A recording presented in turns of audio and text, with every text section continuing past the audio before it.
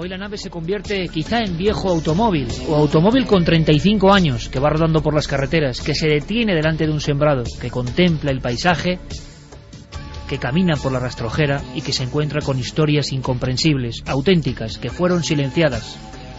En homenaje también a ese tiempo de sonidos, nuestros compañeros Noel Calero y Coque Peinado nos inspiran con el maestro Vangelis.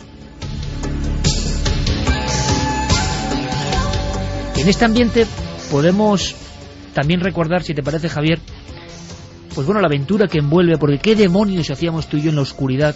Pedimos perdón a muchos amigos que circulaban por esa carretera seguro hace una semana y se encontraron, pero vamos, a dos humanoides con un foco de luz hacia el cielo.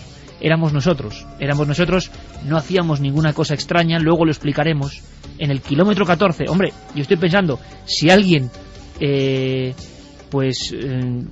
conociera la historia, ¿no? Y la llevase en la mente, imagínate, y pasa por ahí y ve una luz allí y dos seres vestidos de oscuro y dos seres humanoides. Pues sí, la verdad es que eso puede dar lugar a confusión, pero estábamos ahí por algo.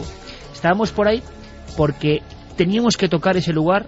Tantas veces hemos transitado, hemos fotografiado esa zona como un lugar totémico, ¿no? Hay que imaginarse además cómo estará ese lugar en este preciso instante, ahora mismo, ¿no? Seguramente cubierto de niebla, una niebla muy parecida a la que había hace una semana, que solamente iba bajando, despejando y dejándonos las estrellas, la bóveda celeste completamente limpia, con unas estrellas increíbles. Incluso tuvimos alguna sensación extraña, porque hay que decir que tuvimos que dejar nuestro coche en Quintana Ortuño, y Quintana Ortuño está en el kilómetro 12,5 más o menos. Tuvimos que avanzar andando hasta el kilómetro 14 por la cuneta de la carretera. Es una carretera con mucha visibilidad. Estoy seguro recta. Que hubo oyentes de Milenio que nos vieron, estoy seguro, convencido. y caminando así discretamente y tratando de, en fin, de no asustar a ningún conductor, llegamos a ese punto, a ese lugar, y la verdad que era un lugar que de noche, a esas horas, con esas bajas temperaturas, con esa niebla que iba y venía, sobrecogía. Y tuvimos incluso un momento, recordarás, Iker, en el que vimos unas luces en medio de aquella panamera, en medio del campo, probablemente de un tractor, pero que nos sobrecogieron bastante porque, en fin, parecían algo que hubiera descendido allí o que estuviera allí en medio de la nada. Y además es que era justo en el lugar, pero seguro que era un tractor, aunque no pudimos verificarlo, pero de verdad que nos llevamos un buen susto. ¿Por qué decimos todo esto? Pues por una de las normas de este programa, amigos. El misterio no tiene por qué estar lejos, y el misterio no solo está en las imaginaciones o fantasías.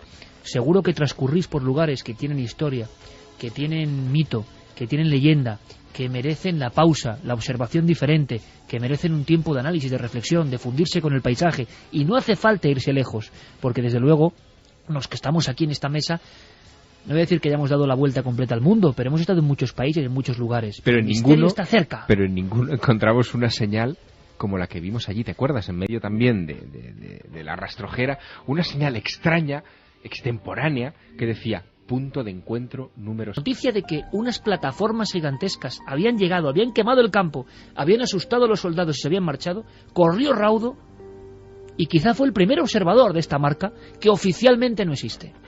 300 metros cuadrados de calcinación.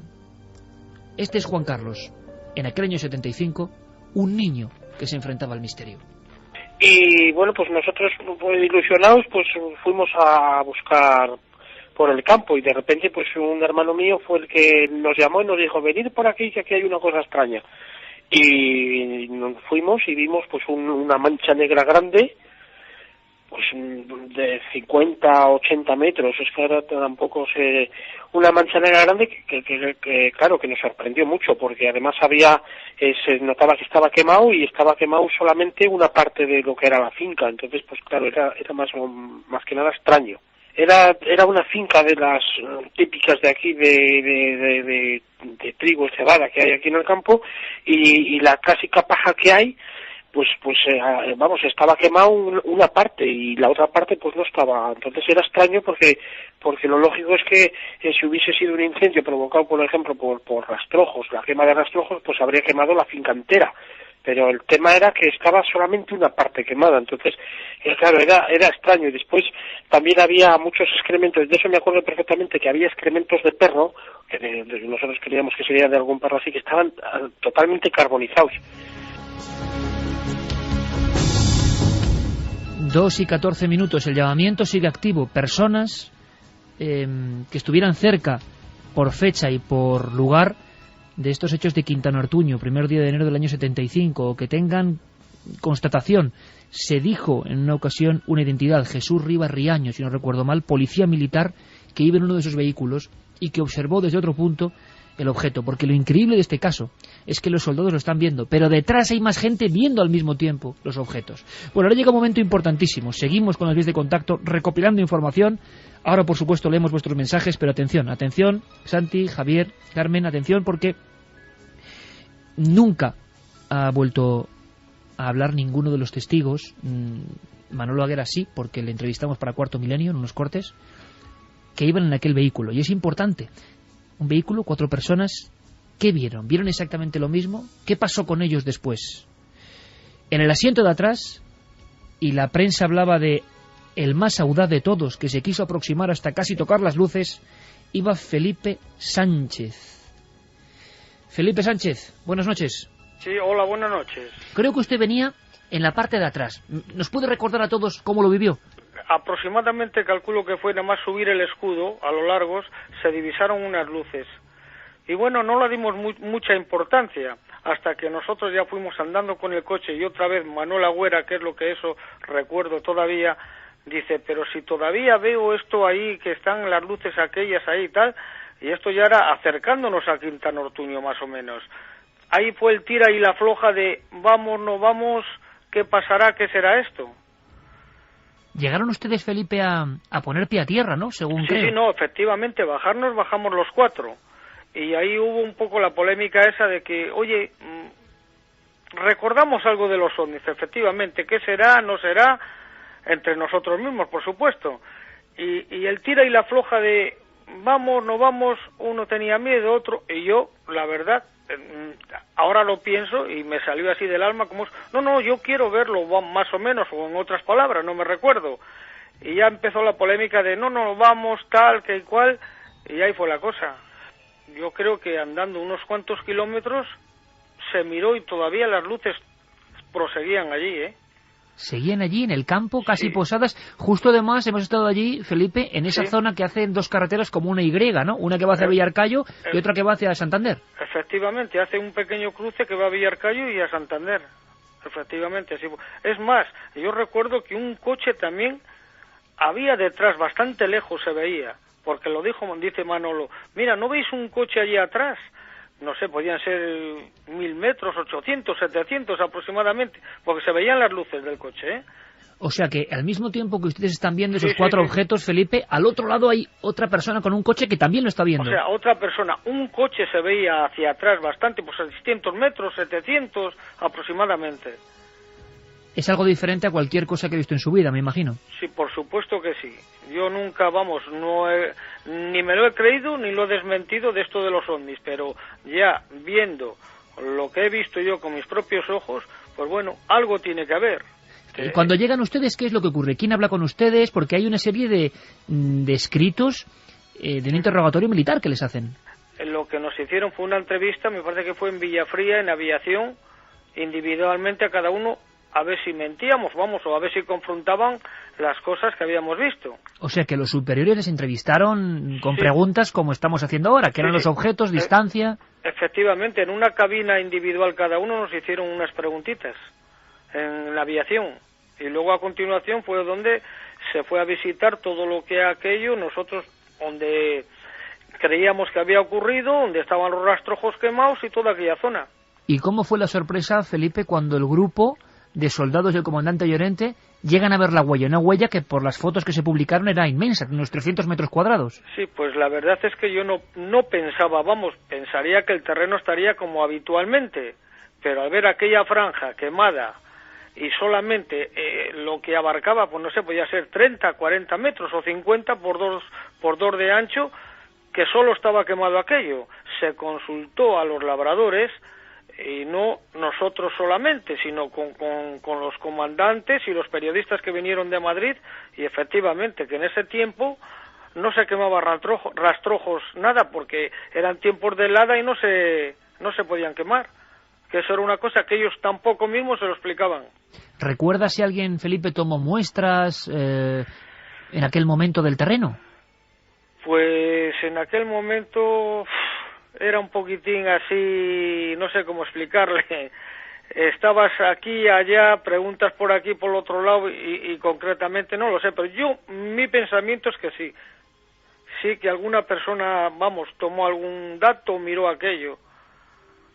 ¿Nunca les han dado explicación de qué era o han intentado dar alguna explicación? No, yo creo para mí que eso lo quisieron, a mi modo de entender, tapar un poco y no dar a la luz. Para el ejército no, es lo que yo un poco observé y algo que me pareció entender así a medios pelos hablar. Felipe, y en todo este tiempo, en 35 años después, ¿no ha habido nadie del ejército, personas interesadas en este caso, que se hayan puesto en contacto con usted? Pues no, hasta ahora no. Después de tanto tiempo, cuando usted de vez en cuando, imagino, ha vuelto a pensar en aquello que estaba delante de ustedes, no sé, ¿qué idea tiene? ¿Aquello podían ser extraterrestres, un prototipo militar, algo humano, no humano? Pues bueno, la verdad es que es una intriga total, porque puedes llegar a pensar, yo por lo menos, mi modo de entender, piensas tantas cosas que puede ser de todo un poco. Ahora, basándome en lo que se habló con la gente, con los técnicos y con toda esta clase de circunstancias alrededor, algo raro es. No era, y nadie, lo que usted ha comentado, lo ha descrito todavía, en realidad. O sea, que es una incógnita para mí. ¿Que algo hay? ¿Cuál? Ahí está, en el aire. Se ha preguntado muchas veces por esos objetos, me imagino, ¿no?, en todo este tiempo, Felipe. Por supuesto que sí, con compañeros. Yo esto lo he comentado muy poco, con algunos muy íntimos, porque es que siempre hay las mismas palabras. Los ovnis, esto y tal. Y bueno, oye, cada uno es cada uno, a ver si me entiende. Yo lo que he visto no me lo quita nadie. No digo que he visto un fantasma ni que he visto un hombre volar, pero una cosa rara era, por supuesto. Una cosa rara, Felipe Sánchez, que ni siquiera el ejército ni los investigadores, tanto tiempo después, han logrado resolver. Seguro que hablamos en muchas más ocasiones. Le agradecemos muchísimo el esfuerzo de estas horas. Sí. Y tener otra posición, ¿no?, en aquel coche, en aquel viaje mítico, 1 de enero 1975. Felipe Sánchez, ha sido un auténtico placer. Un abrazo muy grande. Vale, muchas gracias. Cuando quieran, aquí me tienen.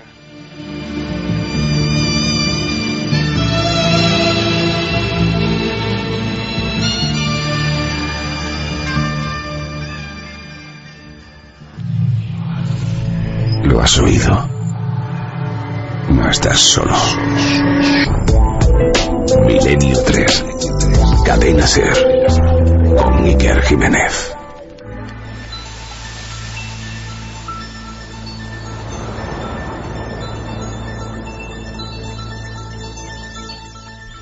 Yo no sé qué opináis, Santi, Carmen, que lo veis ahora más desde la barrera. Nosotros hemos ido a sacar la investigación sobre el terreno.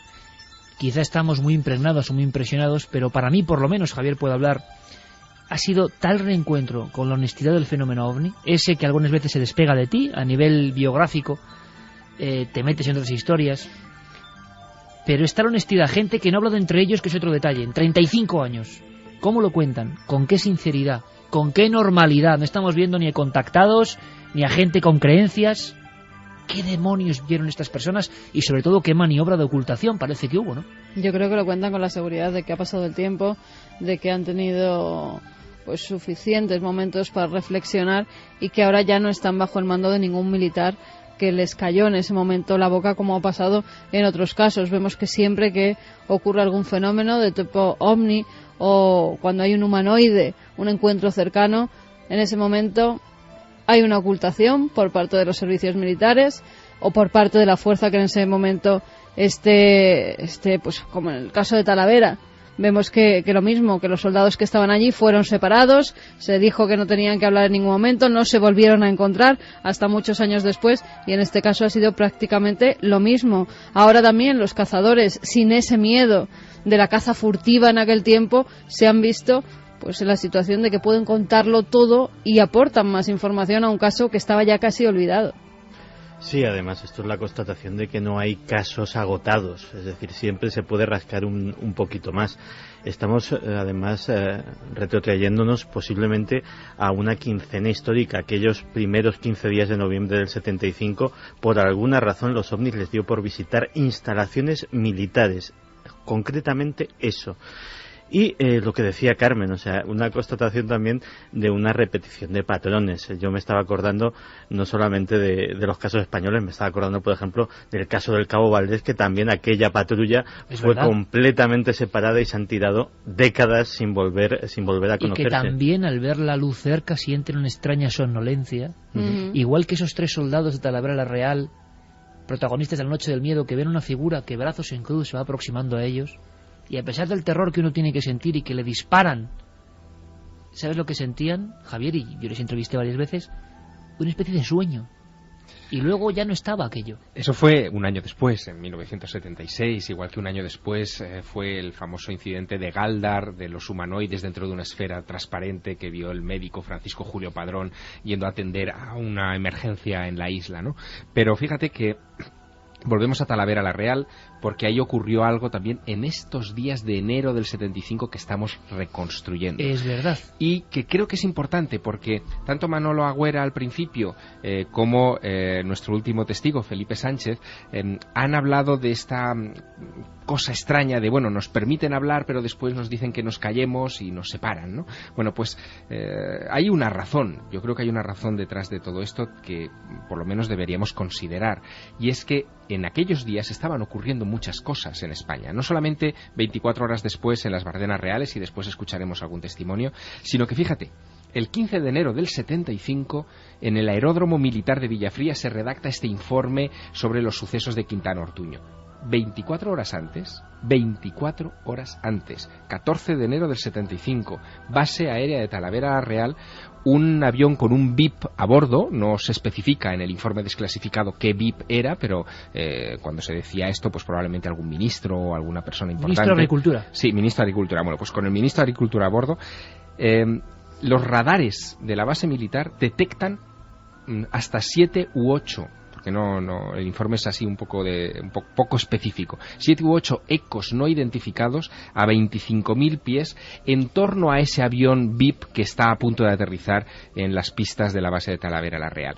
A fecha de hoy no se sabe qué ocurrió, pero es que eso está sucediendo en esas fechas de enero. En esa franja. En esa franja. Y estamos hablando de que lo que vieron estos soldados en Quintana Ortuño eran al menos 4 o 5 objetos. Estamos hablando de números muy altos de ovnis que no son clásicos, es decir, no es algo que en Bardenas también se ven varios. Exactamente, en las Bardenas se ven varios. Los testigos, desde los cazadores furtivos a los soldados de las Bardenas Reales que escucharemos, a estos soldados de reemplazo en Quintana Ortuño, lo que describen son objetos en forma campaniforme o de taza invertida, que no son tampoco clásicos de la casuística ovni. No es un platillo. Exacto, no es el típico platillo volante. Por lo tanto, estamos hablando de testimonios en diversos días que se complementan entre sí y que hablan de algo extraño que estaba pasando efectivamente sobre el espacio aéreo y sobre el territorio nacional. Todo esto con una época políticamente convulsa en España, con lo cual es normal que en ciertos casos, como dentro de una base, se tuviera que ocultar información durante un tiempo. Y la pregunta es, ¿los ovnis estaban cerca de nosotros por esa situación tensa política? O no eran objetos volantes no identificados, pero a lo mejor eran más terrestres de lo que creemos. Entonces, lo que no es comprensible es que después de tantos años, si se vio que no era una amenaza para los soldados, si se vio que no era algo terrenal, que fuera tipo terrorismo en esas bases, que no se dijera la verdad de lo que se había visto, que no se desclasificara hasta tantísimos años después. Eso es lo que no es lógico, y que luego los testigos nunca más volvieran a hablar entre ellos y fueran separados incluso físicamente para que no se volvieran a encontrar. Como pasó en Talavera la Real, en aquel momento se ordenaba de forma distinta a los ministerios. Yo pude saber que era García Baxter el que iba en aquel avión, Talavera la Real, y tienen que desviar porque hay unos ecos misteriosos. Pero hay más, ¿queréis escuchar algo muy potente? Al día siguiente estamos hablando, y esto es un homenaje un poco para los que disfrutan de la ufología, que no digan que nos olvidamos de la ufología porque hemos nacido con ella, por Dios. Además, este año está siendo calentito ufológicamente hablando, ¿eh? Y hay que hablar de eso también, aunque tendremos muchas más cosas. Ali Azca, que ha acusado al Vaticano de estar detrás del atentado contra Juan Pablo II. Ali Azca, loco o no, ha roto su silencio, y eso lo analizaremos después, y habrá túnel del tiempo y un montón de cosas. Pero atención, amigos, Horas después de todo esto que os hemos contado, desde los cazadores furtivos, os imagináis ahora, ¿verdad?, a Pablo Casado, un hombre fornido, escopeta en mano, con esa campana, y quizá es el único de esa noche que ve lo que hay dentro de esos objetos. ¿Iban siempre esos seres dentro de los objetos? ¿Los tripulaban? ¿Qué demonios pinta un tipo de 3 metros o 2 metros y medio agarrado a algo que parece un soporte, asustando a unos cazadores de Burgos en un lugar remoto? ¿O es que tuvieron la mala suerte de estar justo en un sitio que se adecuaba perfectamente al escondite que juegan estos objetos? Pero hay más. Después del aterrizaje quemando el campo en Quintana Ortuño, hemos hablado del polígono de tiro de Baranas Reales. Recuperamos brevemente para que veáis si no se parecen los testimonios, si el miedo o la ocultación nos sigue ahí. A Vicente Martínez estaba con una ametralladora en la mano en la torre de control número 4, torre de vigilancia aérea de un polígono de tiro americano y español, y de pronto la radio empieza a hacer interferencias y viene algo, y lo que viene es una media campana rojiza como acristalada que se posa impunemente en ese campo de tiro. Escuchamos. Pero recuerdo que estaba de patrulla y la primera patrulla la hice yo y serían las 11:30 por ahí o 12, cuando de momento pues el transistor que teníamos, un transistor de esos grandes, de los que nos dejaban los americanos que estaban allí, pues hizo un montón de interferencias. Y digo, pues aquí qué pasa. Y entonces me di cuenta por la ventana de que había una luz, que había un aparato que estaba parado en eso con una luz blanca hacia arriba. Y de pronto esa luz blanca se paró y se quedó una anaranjada. ¿Y qué pasó después? Aquello quemó el terreno, llegaron a ver las llamas de la huella y llegó el silencio. Y nosotros estábamos 4 en la torre. Entonces cuando fuimos hacia el lugar que había desaparecido ya el objeto, pues entonces vimos algo de color rojizo y era el fuego que salía de eso, porque cuando nos acercamos en Land Rover estaba el fuego aún en el suelo. Pero claro, entonces como era de noche no se podía apreciar todavía lo que era. Y al día siguiente por la mañana, que nos acerquemos unos cuantos, yo precisamente fui uno de los que me acerqué también, vimos ahí una circunferencia de casi 10 metros de diámetro y todo el suelo calcinado. Sí, nos mandaron callar, incluso los que estaban de permiso los mandaron ir al cuartel, los que estábamos allí, que nos tocaba salir de permiso, no nos dejaron salir. Acordonemos todo con metralletas y todo, porque venía gente, periodistas, militares, ahí venían de todo. Entonces nos hicieron acordonar todo aquello y no dejar entrar a nadie. 2:32, OVNI sobre España. Burgos Operación OVNI o La Noche de los OVNIs, poned el titular que queráis. Pero cómo suena Vicente Martínez hablando de les obligaron a acordonar la zona. Esto es España, amigos, no es otro lugar. Acordonar la zona, metralleta en mano, para que no pasara nadie, porque había una huella que había dejado un objeto que venía de quién sabe dónde. Pero lo más impresionante es que ellos con el Land Rover llegaron a ver esa huella todavía ardiendo, quizá con la misma fuerza calórica que aterrorizó a los 4 soldados de Burgos apenas 12 horas antes. Y siempre la misma impotencia, Javier, siempre la misma impotencia, pero yo comprendo perfectamente el miedo de Manolo Aguera, de Felipe Sánchez, de Pablo Casado, de Bruno Urachi, porque estando en ese lugar, tú y yo nos hicimos la pregunta. No es un lugar, no es la selva, no son los desiertos de Nazca, no es Tiahuanaco, no es la isla de Pascua, pero en esa oscuridad absoluta que podían tener ellos en aquel momento, nos hicimos la pregunta, ¿verdad? Si aparece algo aquí, ¿qué hacemos nosotros dos? Pues seguramente correr. No, seguramente no, sí.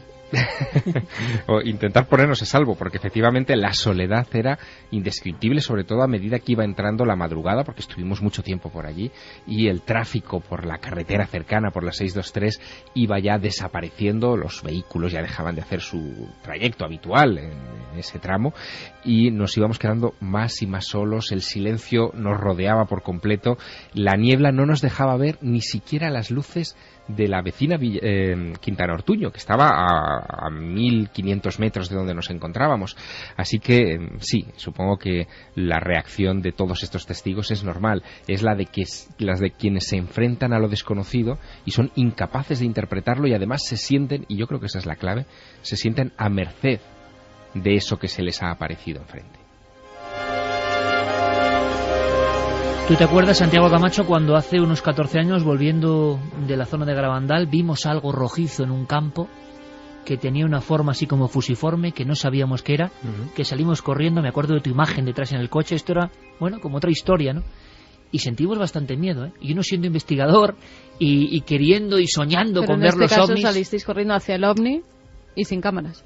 Sí, lo puede contar Santi, porque yo luego dicen que exagero mucho, pero salimos hacia allí, pero te digo una cosa, cuando estábamos a mitad de camino, yo dije, yo pensé en un caso muy clásico, que no es este, que es otro de un camionero de Salamanca, dije, como aquí en la oscuridad haya algo de verdad que es de otro mundo, bueno, y pasé un miedo como pocas veces.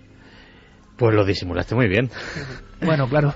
Porque me acuerdo perfectamente, ibais Lorenzo Fernández y tú en el asiento trasero del coche, yo iba de copiloto, y efectivamente tuvimos un atisbo de algo que efectivamente parecía una luminosidad.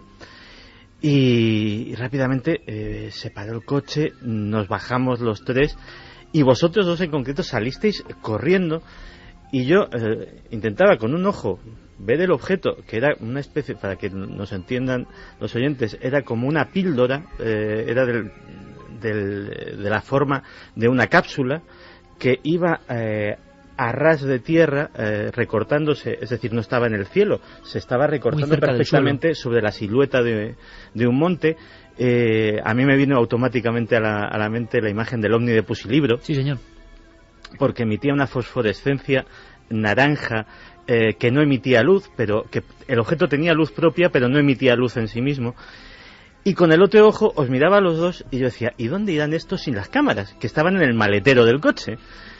Con lo cual era una escena como bastante perpleja. Yo estaba al lado del coche mirando un espectáculo absolutamente surrealista, que era lo desconocido con el ojo izquierdo y a vosotros dos, que tampoco os conocía en aquel momento, con el ojo derecho. Y la verdad es que es un recuerdo muy bonito, pero sí que yo más que miedo sientes eso que he dicho muchas veces en este micrófono, te sientes metido en una campana de irrealidad, como que de repente has pasado esa frontera que separa la lucidez del sueño, pero estás despierto, estás evidentemente despierto y no tienes forma de negarlo, y es una sensación muy especial. Tú cuando observas algo también en el 88, Javier Montserrat, 87, observas algo y te quedas como... Es que no se parece a nada, ¿verdad? Quizá muchos amigos ahora mismo que les vamos a leer sus mensajes nos entiendan perfectamente. Bueno, yo sentí mucho miedo. Yo creo que el miedo auténtico y el miedo, como te decía un poco antes, de sentirte a merced de eso que se te ha aparecido. Es como más poderoso, ¿no? De que no controlas ya la realidad, que lo que tú piensas que son las leyes físicas y las cosas como deben de ser, de repente desaparecen, el suelo desaparece bajo tus pies y sientes un poco esa sensación que decía Santiago, de campana, ¿no? En un momento determinado ya dejas de percibir el mundo tal y como era, no escuchas los sonidos que hay alrededor, no te fijas en las cosas en las que hasta ese momento te fijabas y todo cambia. Hombre, en ese momento lo pasas muy mal, pero yo... Ya han pasado muchos años, estamos hablando del año 87, de aquella experiencia en Montserrat que un día, si quieres, comentamos. Hay incluso algún documento sonoro al respecto. Yo ahora repetiría. Es una buena frase, por cierto. No sé si estos soldados o Pablo Casado repetirían. ¿Nuestros amigos? Pues vamos con los mensajes. David nos decía, buenas, en 1999 en Cubillos del Roño, muy cerca de Villarcayo, vimos como una fuerte luz azulada desde el cielo aterrizó o se posó muy cerca del suelo. Cogí el coche y corrí lo que pude hasta allí. Si nos puede enviar más información, David, sí, un mail para que vosotros podáis seguir también este caso y compararlo. Carlos nos decía, Molina de Aragón, Guadalajara, 2 cazadores de pueblo que apenas habían oído hablar de ovnis en 1975 aproximadamente, vuelven a casa aterrorizados después de ver una extraña luz que los sigue. Molina de Aragón, Guadalajara, año 75.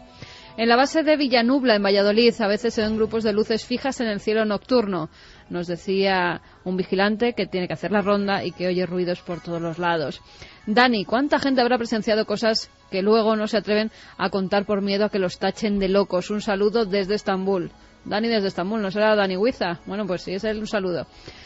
Desde Cantabria, Dioni... Sí, Dani Huiza oye el programa. Por eso lo digo. Oye, Dani, pues nada, mucha suerte y muchos goles. Una noche, viniendo de Burgos hacia Cantabria, de regreso nos metimos por el páramo de Masa Según veníamos sobre las 3 de la madrugada, vimos a un lateral como unas luces que emitían mucho destello. Era tanta la luz que en ese lado parecía ser de día. Estamos hablando además de la misma zona, el mítico páramo de Masa, que es tremendo, es uno de los lugares de poder de este país, ¿no? Juan María Hernández Pérez, buenas madrugadas. Iker, ovni sobre Madrid, barrio de Villaverde, años 78-79. Se podría obtener de Hemeroteca la oleada ovni sobre Madrid. Creo recordar que octubre-noviembre de 78. Sí, él tenía 5 años, pero su madre y su hermano fueron testigos. Rubén Alonso, siempre que voy al pueblo, en un punto de la carretera miro a la izquierda y digo, ahí fue el caso ovni de Quintana Ortuño. Se me pone la piel de gallina. Desde el Leganés, Miguel Pérez Benítez, verano de 1987, portaaeronaves Dédalo, navegando entre Córcega y Cerdeña, estando en el puente como Serviola, vimos en el cielo 4 ovnis dando círculos, una luz se sumergió en el mar, se escribió en el cuaderno de bitácora. Bueno, por favor, a ver si tenemos más contacto con estas personas, nos dejan una vía de contacto, porque son casos interesantísimos que, repetimos, no pueden morir porque son la cara de algo que oficialmente no puede existir, pero que está, sin lugar a dudas está. Jorge desde Argentina nos decía realmente extraño que la gran mayoría de los casos de encuentros con seres se produjeron durante la década de los 70 y 80 en casi todo el mundo. ¿Tendrá la gente más miedo de contar sus casos? Salvador, buenas madrugadas a todos los que hacemos posible este viaje por el universo de lo desconocido. Yo también vi esas luces una madrugada de verano en una playa de Punta Umbría. Fue alucinante y sobrecogedor. Mucha casualidad que pasen estas cosas casi siempre cerca de zonas militares y sean muchos soldados los afectados, ¿no? Un saludo desde Dos Hermanas. Nacho desde Bilbao. Yo vi hace muchos años uno en Oriñón, en Cantabria. Después de un buen rato haciendo un vuelo lento, salió disparado hacia el espacio dejando una estela. Fue espectacular. Seguimos recibiendo los casos. Iker, 29 del 3 de 1975. 3 chicos son asediados por una esfera de luz a altas horas de la noche hasta la finca La Pinilla, en Burgos. ¿Lo recordáis? Peral de Arlanza, me sale una exclamación. La finca Pinilla, Peral de Arlanza, sí señor. Sí, perdón por el exabrupto, pero es la emoción. Claro, hablamos de ese caso en Burgos. En la finca La Pinilla, 3 muchachos con un Simca 1200 observan una figura y lo mismo que ha visto Pablo Casado, un ser que les observa y que trasluce a través de ese objeto. Año 75, sí señor. Hombre, no sé si será uno de los Rafa testigos. Desde Valladolid, si es uno de los testigos o si conoce a alguno de ellos, pues por favor que nos escriban. Voy a repetir las vías de contacto. Me han hecho saltar del asiento. Sí, mira que tú no sueles decir esa... Sí, pero en fin. Pero bueno, vamos a repetir las vías de contacto. Milenio3 con número @cadenaser.com. A través de esa vía de contacto podéis desarrollar mucho más vuestros casos, darnos muchos más datos. También a través de la vía de contacto más directa, que es el SMS 27699, palabra clave Milenio, espacio vuestros mensajes, y también la web de la cadena SER.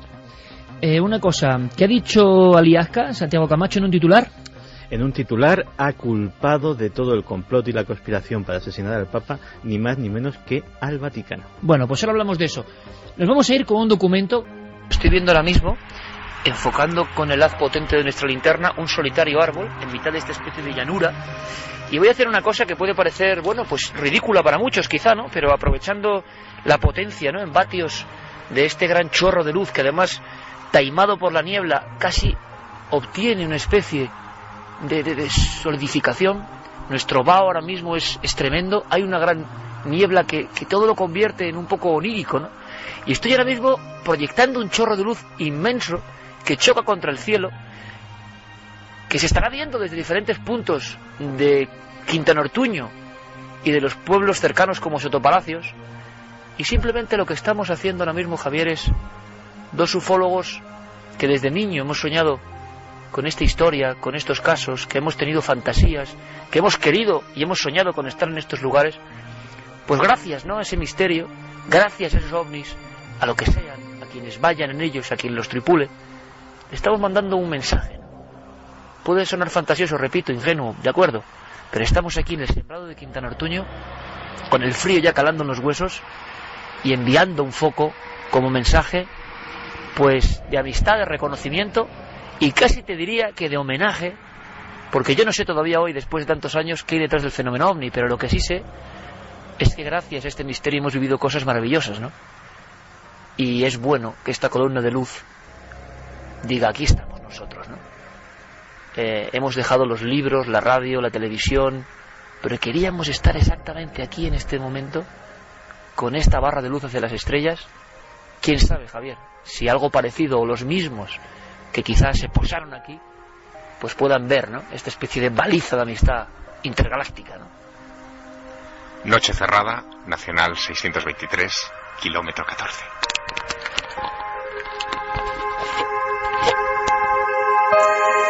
En busca de una explicación. Iker Jiménez, Milenio 3.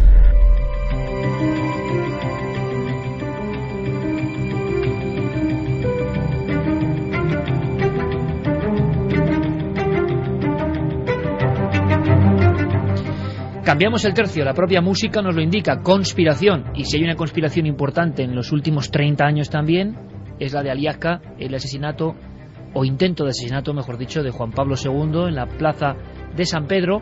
Siempre se ha hablado de un acontecimiento que cambia la historia de Europa y del mundo, de la conexión con Fátima, Javier, de los servicios de inteligencia metidos ahí de alguna forma, Santi.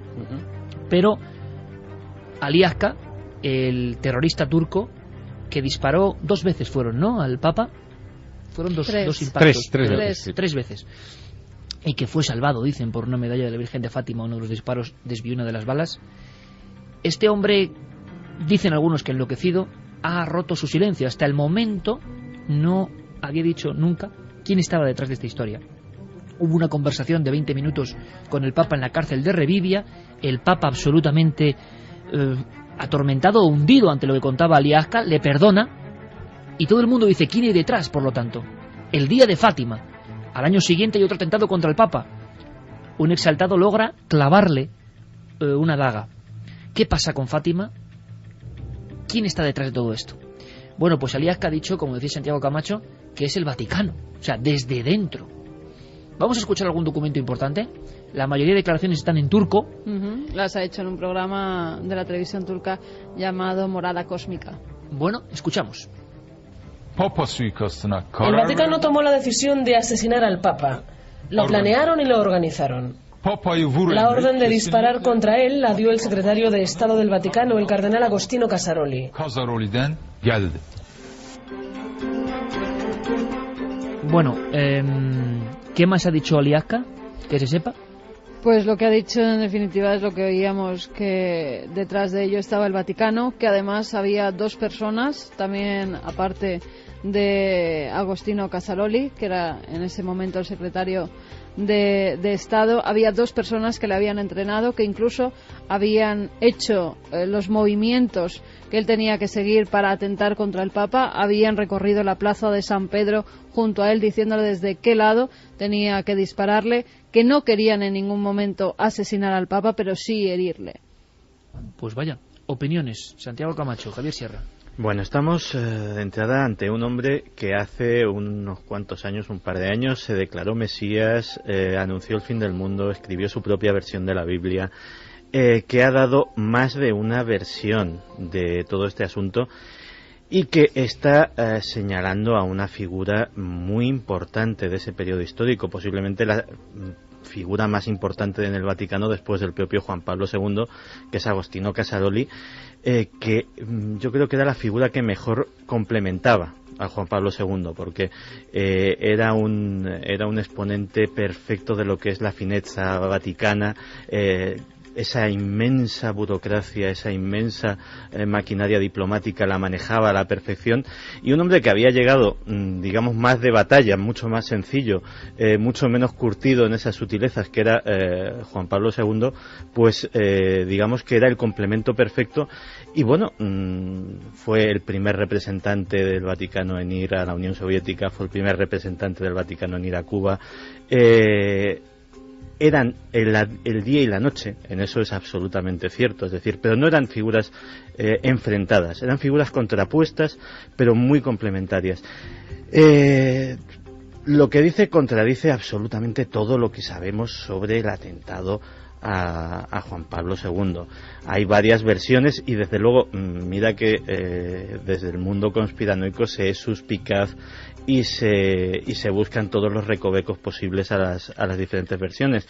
Pues ninguna de ellas, es decir, hay una que señala la más aceptada, que señala a la Unión Soviética a través de los servicios secretos búlgaros, porque el apoyo directo al sindicato Solidaridad y a la revolución que estaba teniendo lugar en Polonia, pues fue, y de hecho la historia lo demostró, uno de los condicionantes para que la Unión Soviética se derrumbara como tal. Hay una teoría que afirma que Luigi Poggi, que era el encargado oficial del servicio de espionaje vaticano, entró en contacto con el Mossad y este le reveló una conspiración por parte de los ayatolas de Irán para iniciar una especie de guerra santa. Eso es bastante más discutible. Y luego incluso hay una que implicaría, van por orden de más creíble a menos creíble, y luego hay una que implicaría a la propia CIA para culpar del atentado a la Unión Soviética y pues provocar un incidente internacional grave. Esta, en esa escala, sería ya la cuarta y, por supuesto, yo creo que en el grado de menos creíble de las cuatro. ¿Y por qué declara esto ahora Aliasca? Vamos a hacer una cosa que es sacar seguro de su redacción de novelas y de escrituras a Eric Frattini a estas horas intempestivas en directo, porque por lo menos queremos saber su opinión. Un hombre que tanto ha escrito sobre servicios de inteligencia vaticanos, espionaje, secretos, ¿no?, que se esconden ahí en la Plaza de San Pedro. Eric Frattini, buenas noches, compañero. ¿Qué tal, Iker? Buenas noches, ¿qué tal, Santi? ¿Qué tal? Todos estamos aquí escuchándote, pendientes. ¿Por qué?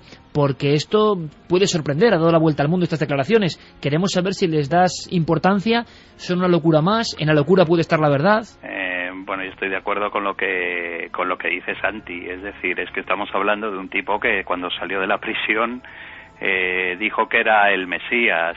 Después, la última, que no sé si Santi se ha enterado, la última fue que pidió públicamente participar en el programa de Mira quién baila en la televisión turca y se lo prohibió el gobierno. Eso lo desconocía, pero sí, o sea, merecía la pena. Sí, pero vamos, que es un tipo al que no... Es decir, lo que pasa que, claro, el tema es que, no sé si recuerdas, que en la novela mía del laberinto de agua, la temática iba un poco del secretario de Estado Vaticano que organiza el atentado contra el Papa con Mehmet Aliasca, ¿no? Pero vamos, que es una novela y es una simple ficción. Pero Eric, él sabe la verdad también. Aliasca puede estar muy loco, puede estar muy fuera muy de los cabales, pero sabe la verdad, ¿no?, de quién le encargó. Dice que le pagaron $50.000. Bueno, es que realmente él nunca ha expresado realmente quién le contrató, porque él llegó a decir públicamente al diario La República en una entrevista que le hace a Ugías, Giorgio Ugías, que es el vaticanista, uno de los vaticanistas de La República. Él dijo que realmente él no supo nunca quién le había contratado, porque él nunca tuvo un contacto que le diese el dinero, le entregase el dinero o le entregase el arma. Es decir, que él no conoce a nadie por encima de él que le pudiese dar el contacto para el atentado del Papa. Es decir, que ni siquiera él ha reconocido eso. Es decir, luego, pues es también un poco lo que dice también Santi, que ha habido muchas versiones sobre el tema de que fueron los iraníes. Es una de las opciones que defiende Thomas Gordon Thomas, uno de los grandes especialistas en el Mossad israelí, en la historia del Mossad israelí. Luego Tomlinson, uno de los exagentes del MI6, afirma que fueron realmente los del KGB a través de los búlgaros y utilizaron a los búlgaros para matar. Yo creo, y además yo creo que hay tantas teorías como investigadores, Eric, casi, ¿no? Sí, pero yo creo también que también lo hemos comentado alguna vez contigo y con Santi, que realmente claro, lo más interesante para todos nosotros sobre el tema del atentado del Papa, yo creo que lo más interesante de todo va a ser cuando Bulgaria tenga que asumir la legislación europea de la Unión Europea como miembro de la Unión Europea y tenga que abrir sus archivos, porque está en la legislación europea de que tiene que abrir sus archivos históricos. Se perderán los papeles, Eric. Claro, y bueno, o se perderán, no sé, es decir, o por siempre lo menos pasa saldrá algo para algo. Que no salga a la luz la verdad, y más con un tema tan polémico. Sí, además tú sabes, Carmen, además que el problema que también había, por eso los búlgaros no quieren desclasificar sus documentos, y es que claro, que parte de los agentes del servicio secreto búlgaro de toda esa época, de la lucha contra en el tema de la defensa del comunismo, son actualmente miembros del gobierno, son actualmente altos cargos de los servicios de inteligencia y de la policía. Entonces, claro, hay incluso un eurodiputado que es búlgaro, que claro, que tampoco, que pertenecía a los servicios secretos de búlgaros. Entonces, claro, también puede ser también lo que tú dices, que al final al cabo abran sus archivos y no se descubra nada porque alguien los ha destruido, ¿no? Hay una cosa importante, Eric, Javier, tu opinión, porque parece que Ali Azkar no sabe quién le mandaba y muchos piensan que es que encubre a alguien, pero igual es que ni lo sabe. Bueno, aquí la cuestión es si aceptar que este hombre es un demente o sospechar que su demencia es una demencia fingida, que también yo creo que podemos tenerlo en cuenta. Claro, para que no lo maten. Exacto, si todos los test de inteligencia que se le han hecho a Ali Azkar, los perfiles de personalidad que se le hicieron en su momento, cuando, en fin, ocurrió todo el asunto este del atentado en 1981 contra Juan Pablo II, demostraban que pese a tener un origen muy humilde y su procedencia, su cuna delictiva era muy simple, el tío tenía una inteligencia muy aguda, era capaz de engañar a prácticamente cualquiera. Por lo tanto, cuando lo liberan en enero de 2010 de la prisión en Turquía y se convierte ya en un hombre libre que se busca la vida, en fin, que lo que busca en estos momentos es sobre todo encontrar un buen postor que le pague una cantidad importante de dinero por sus memorias o por escribir algún tipo de libro que, en fin, que se convierta en escándalo internacional, pues a lo mejor lo que está haciendo es adobando esa expectativa con este tipo de declaraciones. Pruebas no ha aportado ninguna, en ningún sentido, hasta la fecha. Cuando sale de la cárcel dicen además los médicos turcos que le diagnostican un grave desorden antisocial de la personalidad. Eso, los últimos exámenes médicos que le hacen. Y además dejadme que os diga una cosa. Si Ali Azkar hubiera hablado, por ejemplo, de Jean Billot, el famoso cardenal francés, que ese sí que era un experto en conspiraciones, pero claro, Agostino Casaroli también vuelvo también a lo que decía Santi, que ha sido el digamos el gran diseñador, el gran arquitecto de la política vaticana de toda la primera etapa más importante porque claro, Casaroli es secretario de Estado desde el año 79 hasta el año 90. Es decir, de la etapa más importante del pontificado de Juan Pablo II con respecto a la diplomacia, a la política vaticana. Es decir, que Agostino Casaroli, es decir, era una de las grandes, para mí, personalmente creo que ha sido una de las grandes eminencias grises de la política vaticana y de la diplomacia vaticana. O sea, ahora, es poco creíble, ¿no? Ahora apuntan que era masón también, que pertenecía a la masonería. Me creería mucho más eso que hubieran dicho, a lo mejor que hubiera dicho Ali Azkar, Jean Billot o Bernard Law, el cardenal Bernard Law de Boston, es decir, que eran verdaderos conspiradores, que controlaron todo el aparato de la banca vaticana, que controlaron todo el aparato de la famosa logia Propaganda 2 dentro del Vaticano, pero que hable de Agostino Casaroli, no sé, que ha sido un hombre, bueno, yo creo que ha sido una de las grandes eminencias grises que ha tenido y tendrá el Vaticano. Pues estas son las palabras de Ali Azkar. Seguiremos muy pendientes, Eric Frattini, a seguir escribiendo ahí en tu guarida. Un abrazo muy fuerte, amigo. Un abrazo muy grande a todos. Un besito, Eric. Con esta historia parece que nos quedamos siempre igual. En fin, estaremos muy atentos. Por cierto, que después vienen muchas cosas, y entre ellas, en relación al impacto que tuvo el programa de la semana pasada sobre las voces, voy a poner un documento terrible. Ya muy advierto, desagradable. muy desagradable, sí. Yo ya advierto, pero es parte de la historia, ¿eh? Lo llamaron el sonido de la muerte. Es muy desagradable, pero tiene que ver con la historia de la famosa psicofonía de Germán de Argumosa. Pero será luego, en la tercera hora. Ahora todas las noticias, por supuesto, aquí informados en la serie, continúa en apenas 5 o 6 minutos, Milenio 3. 3 y 7 minutos. Aquí continuamos. La nave del misterio que es capaz de meterse en universos bien distintos. Y vagamos con vosotros para aprender de cada diapositivo de la vida, desde el origen de esta hasta lo más perverso, malévolo en todos los sentidos que puede tener la brujería. ¿Cuál es nuestra siguiente parada? Pues lo anunciábamos antes de esta pausa de las noticias. Hubo un tiempo, como todo en el mundo del misterio hay modas, hay picos, ¿no?, en la estadística de lo popular, y hay historias que se ponen en boga. Hubo un tiempo donde, por ejemplo, los ovnis, la visión de objetos fueron, sin duda alguna, la gallina de los huevos de oro. Para los que hablaban del misterio, interesaba. Después aparecieron incluso los tripulantes de estas naves, si es que son naves. Hay quien habló del tiempo de las abducciones, secuestros supuestamente por seres de otros mundos.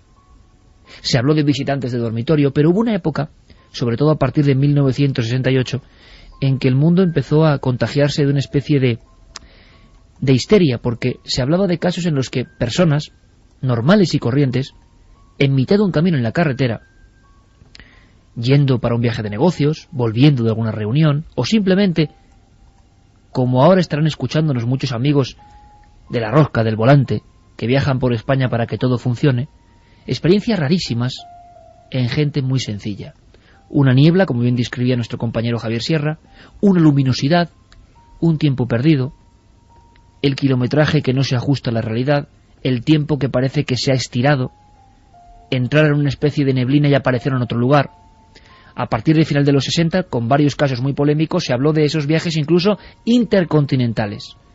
Auténtica y pura leyenda urbana, no porque no haya realidad, sino porque los casos se convirtieron en vox populi y se fueron deformando y exagerando. Esa gente que, vagando por los desiertos de Lima, de repente había aparecido en algún lugar de España y viceversa. Pero es raro que alguien, con nombres y apellidos, alguien nos describa su propia experiencia, nos describa qué es lo que ocurrió. Esto pasa en Uruguay. Vamos a viajar a Uruguay, que es un país que no es que tenga excesiva cantidad de fenómenos misteriosos. Es el equipo de natación. Algunos de ellos son olímpicos por su país. Transcurren en un viaje hacia Argentina y pasan una serie de cosas increíbles, alucinantes. Tenéis que escucharlo, a él directamente, y vosotros luego opináis. Y aquí ampliamos la información. Un día de 1996, en un Opel Ascona, una larga travesía, un lugar bien conocido, 1000 veces transitado, y empiezan a pasar cosas. Alberto Losar, equipo de Uruguay de natación y socorrismo, vivió el amanecer más extraño de su vida. Alberto, buenas noches. Hola, buenas noches. Alberto, imagino que inolvidable aquella experiencia. ¿Cómo comienza todo? Pongámonos en situación, casi en el camino con vosotros. Estáis en un campeonato de socorrismo. De socorrismo, de natación. Y veníamos de competir desde Argentina hacia Uruguay, una distancia más o menos de unos entre 800 y 900 kilómetros de distancia. Pues nada, pues estábamos a unos 190 kilómetros de nuestro destino, que es Punta del Este. Y el próximo poblado, próxima ciudad, se llamaba San José, a 18 kilómetros. Vemos un cartel que decía San José, 18 kilómetros. Pues como veníamos bastante cansados del viaje y tal, decidimos parar en San José, bueno, para ir al baño, tomar un café y bueno, descansar un poco también. Pues vimos el cartel 18 kilómetros, calculamos que podrían ser unos 15 minutos, 10, 15 minutos en llegar, y en eso miro la hora, porque nada, coincidió que miraban a las 6 y 5 de la mañana, y seguimos circulando. Pues como que se nos fue el tiempo, pasaron 10 minutos, 15, 20, cuando quisimos acordar, habían pasado unos 40 minutos, y en eso empezamos como a ponernos nerviosos porque no llegábamos a San José, y resulta que lo teníamos al lado, aparentemente. Y pues nada, pasamos por una capilla que nos llamó tremendamente la atención, una capilla grande, blanca, que bueno, estaba detrás de una alambrada, es algo sin sentido, no tiene sentido. ¿Nunca la habéis visto anteriormente, Alberto, esa capilla? No, inclusive en otras ocasiones, bueno, hemos vuelto a pasar por ahí en varias ocasiones y no, es inexistente. Blanca y grande, nos quedó a nuestra derecha.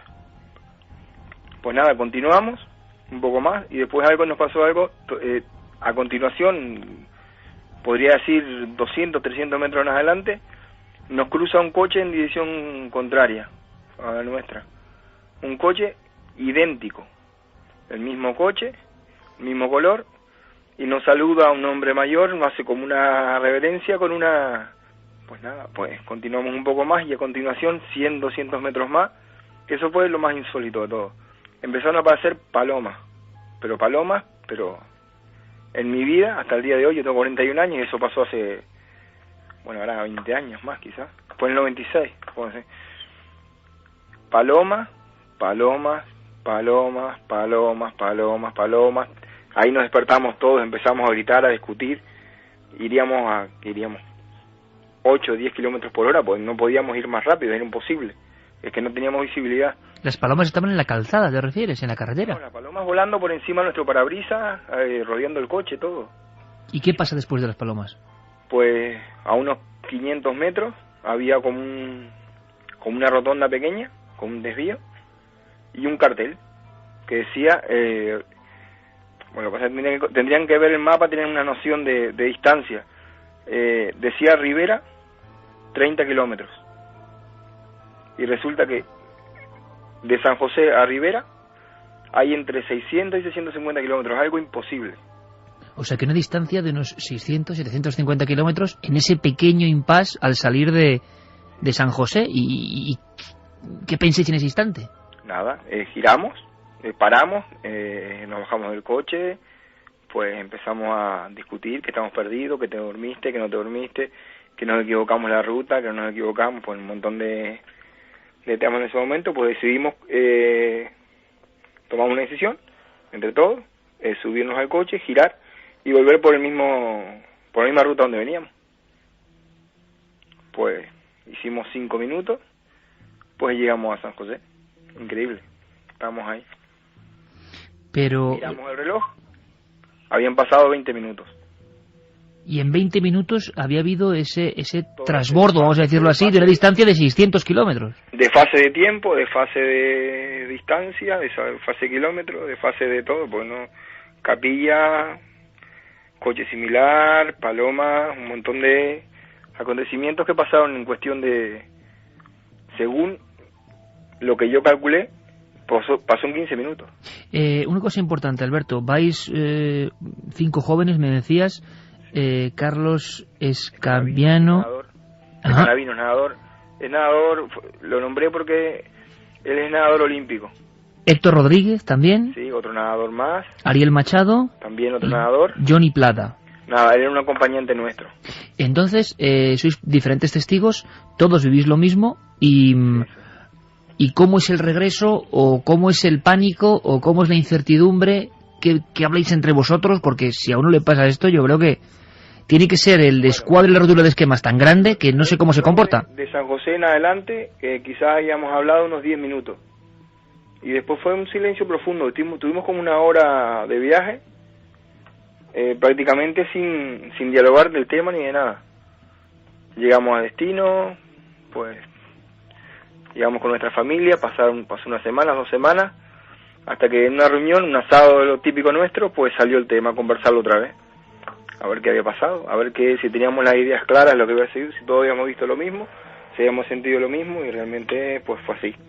¿Nunca habéis vuelto a ver la capilla? ¿Habéis acudido al lugar para comprobar los hechos? Yo viajo todos los años para ahí, inclusive ruta de paso hacia unas termas que están en el norte, en una ciudad de Salto, que era de pasada de Punta del Este, y inclusive he parado en San José, he hablado con la gente, le he preguntado si hay algún sitio de plantíos que pudiera alimentar palomas, que hubiera un montón de palomas allí, y me dicen que no, que por la zona no, sí, alguna paloma se ve, normal, ¿no? Pero no en la cantidad que le nombro yo, ¿no? ¿Y la capilla, Alberto, era un edificio, una iglesia? ¿La recuerdas perfectamente? Era una capilla, blanca, era alta. A un lado de la carretera. Alta, a un lado de la carretera, junto a la alambrada. Sí. Pero sin acceso, sin entrada, En muchos de estos casos, lo que ha contado el público, en estos supuestos casos de teletransportación o de lo que sea que hay aquí, se ha hablado de luces, de sonidos, de una niebla, nada. Nada. No. Sí es cierto que el horario eran las 6, alrededor de las 6 de la mañana todo, estábamos en un determinado tiempo, unos 15, 20 minutos, estábamos entre que está aclarando, pero no, de niebla, ni de ruido, ni de sonido, ni luces raras, no. En todo ese proceso, Alberto, de incertidumbre, cuando veis que estáis en un lugar que es imposible, ¿solo se cruza ese vehículo igual que el vuestro? El único vehículo en la carretera fue ese, idéntico, sin el mismo coche. Era un modelo, ¿recuerdas el modelo del coche? Un Opel Ascona. ¿Idéntico, mismo color? Mismo modelo, mismo año, mismo color. ¿Y que va hacia vosotros o pasa junto a vosotros y ese hombre que va dentro, anciano, os saluda? Os saluda, sí, nos saluda, sí. Nos saluda. ¿Reconocisteis esa cara o...? Sí, la cara la recuerdo. Yo recuerdo la cara, ¿Y era un hombre normal? No. Una persona normal, sí, una boina gris. Sí, una persona normal, totalmente normal. No lo conocíamos realmente. ¿Cómo habéis interpretado este hecho, Alberto, con el paso del tiempo? ¿Qué pudo ocurrir? Pues realmente, pues sinceramente, pues yo soy poco creyente en estos tipos de sucesos, hasta que nos pasó, hasta que en aquel momento. No lo sé, no sé a qué se debe ni qué nos pasó realmente. ¿No te ha vuelto a ocurrir nunca, Alberto, nada? No, nada, respecto a nada. ¿Y los amigos siempre han mantenido la misma visión? Lo recordamos siempre. ¿El coche, Alberto, el coche tuvo algún tipo de problemas a posteriori, por ejemplo, después de la experiencia o no? En la ruta, no, que yo he visto que algunos se les apagan, no, ningún tipo de problema. Y a pesar, por ejemplo, en tu caso te llamó la atención lo del coche que venía en dirección contraria, que es idéntico. Pues nosotros los que más nos llamó la atención es que fueron las palomas realmente. En mi vida, hasta el día de hoy, he visto tantas palomas juntas. Impresionante. ¿Se aproximaban al coche de alguna forma o llenaban golpeaban contra el parabrisas, ¿eh? ¿Golpeaban con el parabrisas? Sí.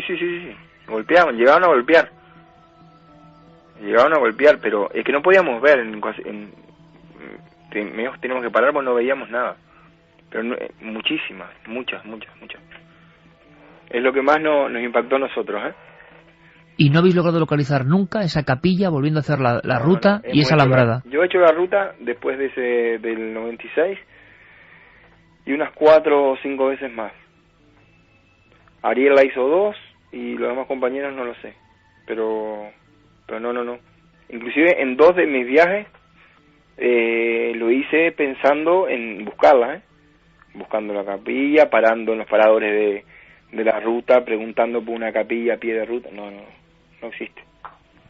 Pues la verdad es que es una historia impresionante, una historia de las que a veces ocurren en ciertos lugares, en ciertas carreteras, y además a veces los testigos sienten una extraña somnolencia, sienten un extraño sopor, y luego cuando son conscientes pues están en otro lugar, pero un lugar imposible, o sea que es que físicamente el coche ni a 400 kilómetros por hora hubiese llegado, ¿no? Imposible. Alberto, muchísimas gracias, de verdad, por revelarnos este secreto que yo sé que es muy difícil de contar, y cuando lo has vivido es muy difícil de que sea comprendido por otros, pero te aseguro que nosotros lo comprendemos perfectamente. Un abrazo muy grande. Bueno, gracias a ustedes. Hasta luego.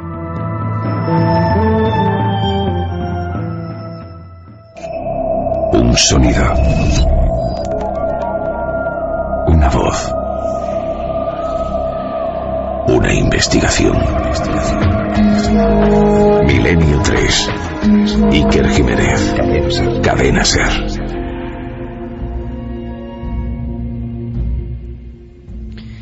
Alberto Moreno Lemes, Carlos Escanavino, Héctor Rodríguez, Ariel Machado, Johnny Plada, equipo de natación y socorristas de Uruguay, ruta entre Argentina y Uruguay. El titular podría ser 750 kilómetros en apenas 15 minutos. Seguramente este es uno de los casos más extraños que yo he escuchado nunca. Toda la iconografía que les viene encima, en ningún momento se acude a los clásicos del género. No hay luces, no hay niebla, no hay resplandores, no hay sonidos extraños, el coche no se para, no ven nada. Una capilla, una alambrada, la buscan 4 o 5 veces, hacen la ruta de nuevo para comprobarlo. Y eso de las palomas que llegan a rodear el coche golpeando contra el cristal, en fin, el absurdo elevado al cuadrado, que a veces es el marchamo precisamente de que pudo ser así.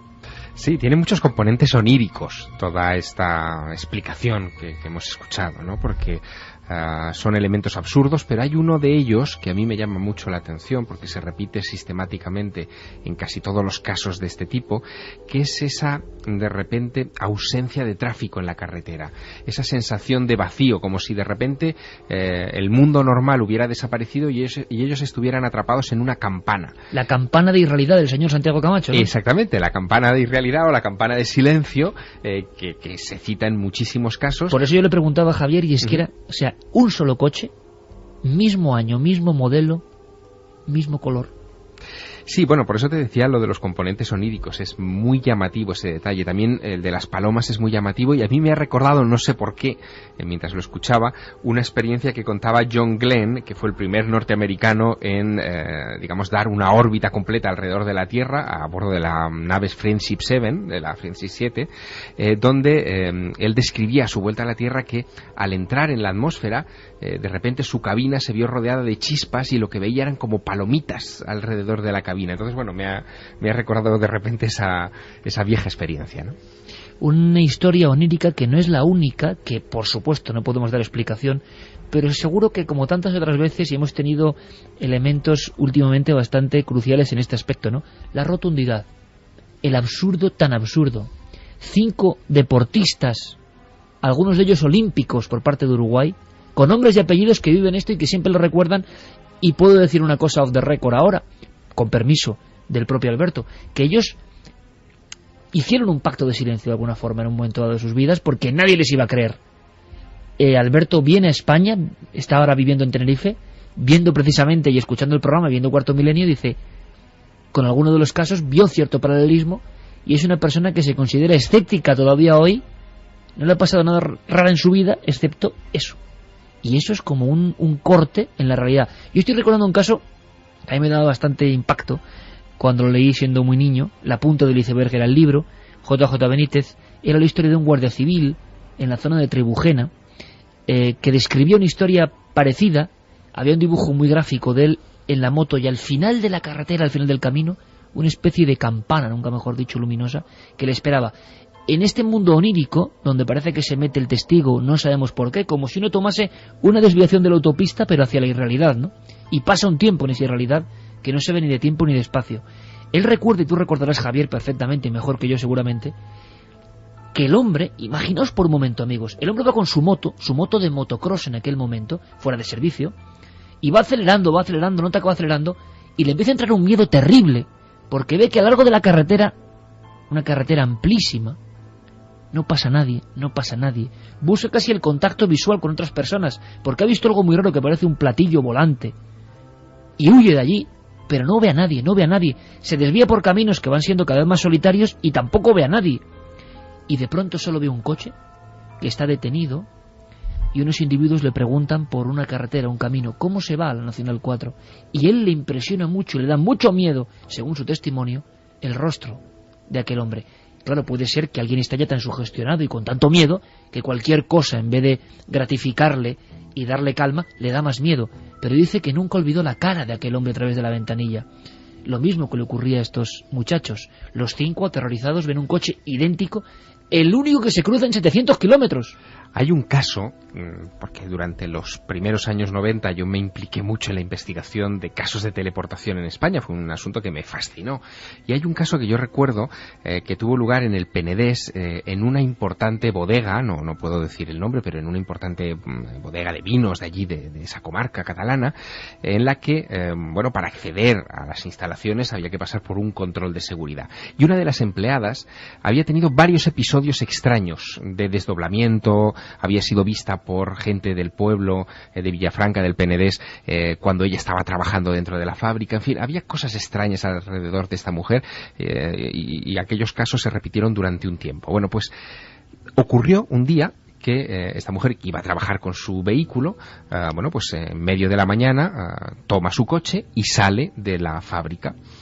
El guardia de seguridad toma nota de esa salida de ese vehículo, como era su obligación para, en fin, completar el registro, y al cabo de 3 horas, más o menos, cuando ya se termina su jornada laboral, esa mujer vuelve a salir con su mismo coche. Y era la que estaba saliendo en ese momento, era la persona real, la que había salido antes, no se sabe quién era. Me estoy acordando de casos como aquel polémico, claro, nadie puede creer en esto, y lo ponemos como casi anomalías, pero que ahí están. A mí me parece rotundo escuchar a la persona contándolo. Aquel caso de Miguel Herrero, supuestamente abducido, que se encontró con un objeto en las inmediaciones de Madrid, y que él describe que ve a su mismo yo. Yo creo que era Freud, ¿no?, el que decía que no había cosa más terrible que verte a ti mismo que vienes en dirección contraria por la calle, o mirarte al espejo y no verte. Eran las dos imágenes de lo más terrible. Decían, bueno, pues muchos testigos de estos casos absolutamente al límite describen la visión de una especie de clon, ¿no? Sí, y además, fíjate, estamos hablando, bueno, de cosas que desafían la lógica de las leyes de la naturaleza, ¿no? Absolutamente. Aquí entramos en ese terreno fascinante, donde, bueno, estamos hablando de desdoblamientos, de bilocaciones, de teleportaciones, en fin, un catálogo de nombres acuñados, algunos de ellos, como el caso de teleportación, la palabra teleportación por Charles Fort, un personaje, en fin, que hubiera disfrutado mucho con el programa de hoy, con la lluvia roja y con todas estas cosas que hemos contado. Hubiera hecho una ficha y lo hubiese metido en una caja de zapatos. Exactamente. Miles de lluvias extrañas. Pues fíjate que Charles Fort también le hubiera encantado, murió muchos años antes, escuchar la historia de uno de los grandes escritores, bueno, que nosotros tenemos de cabecera en este programa, que es William Peter Blatty, el autor del Exorcista. Él vivió un caso que lo ha contado en alguna ocasión, de teleportación de un objeto. Y es de esos casos, de esas pequeñas anécdotas, pero que son estremecedoras. Ocurrió cuando enterró a su madre. Cuando muere la madre de William Peter Blatty, él la entierra con una medalla que era muy cara a la madre. Bueno, pues al cabo de 2 meses, esa medalla apareció, no sabe cómo, en el cuello del propio William Peter Blatty. Y hasta la fecha.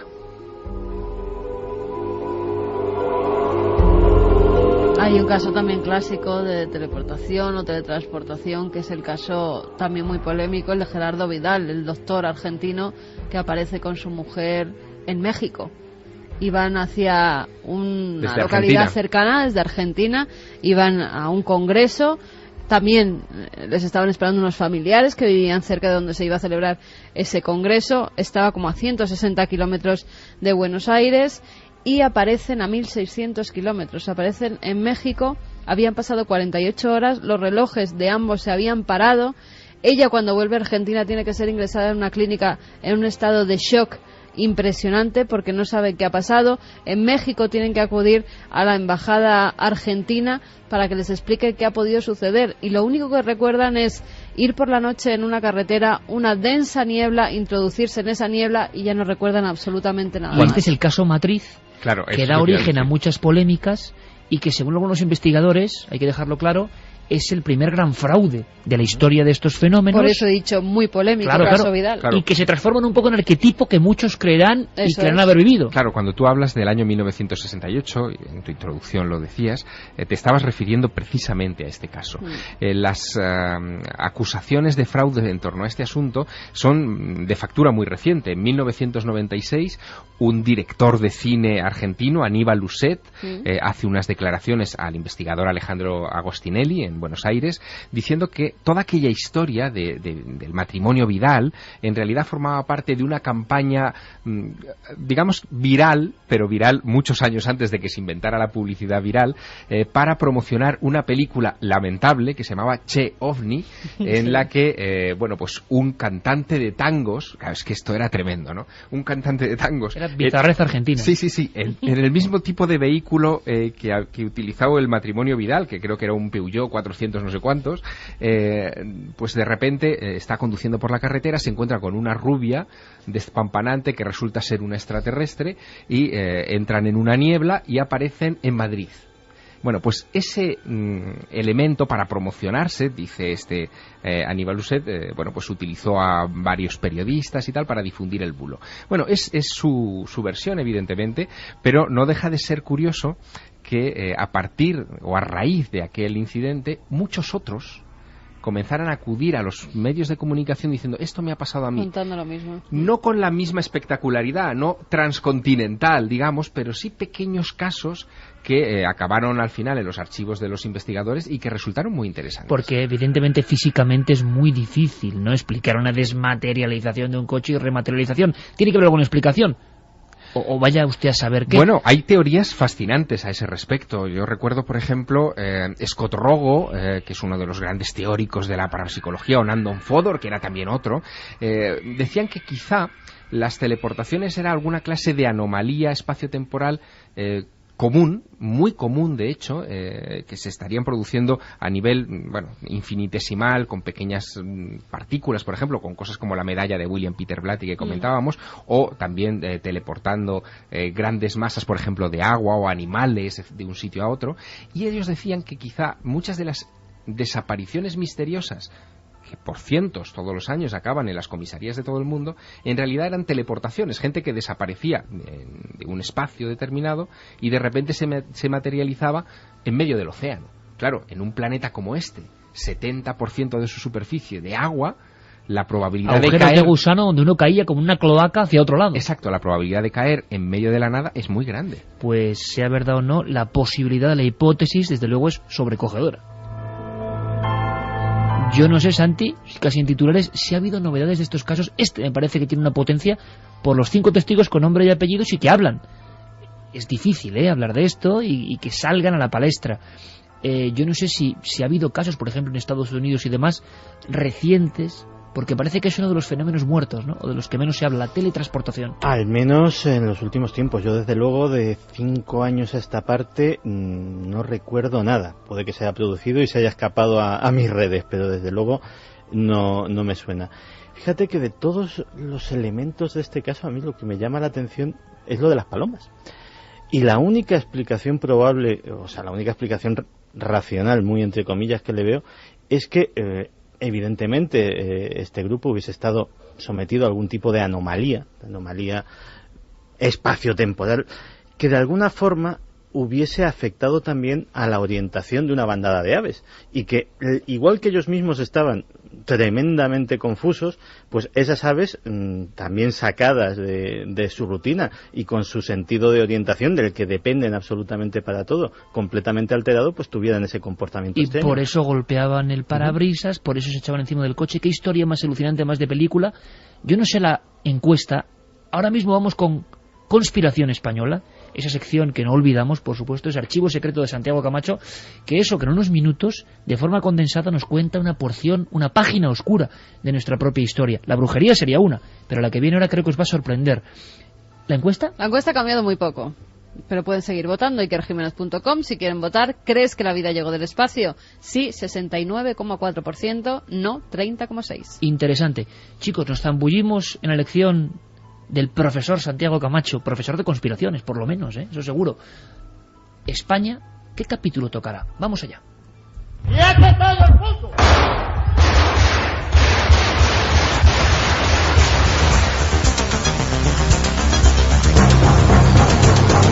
...76 muertos y 113 heridos... es el balance final de la catástrofe del Corona de Aragón. ¡No! Acaba de caer una señora desde el balcón. El 1 de mayo de 1981 fallecía en Torrejón de Ardoz el niño de 8 años, Jaime Vaquero García. Yo he notado que los más ricos nos han envenenado porque buscaban la mejor calidad y nosotros. Falta por encontrar una parte del material militar secreto que se está recuperando. Este ha sido una cosa bastante grande, pero todo según lo que han contado de radioactividad y todo eso no es cierto. Vamos a ver, efectivamente ha habido una explosión de gas. Yo estoy junto a ellos. Pregunte si al presidente del gobierno le ha ocurrido algo o no. La España secreta.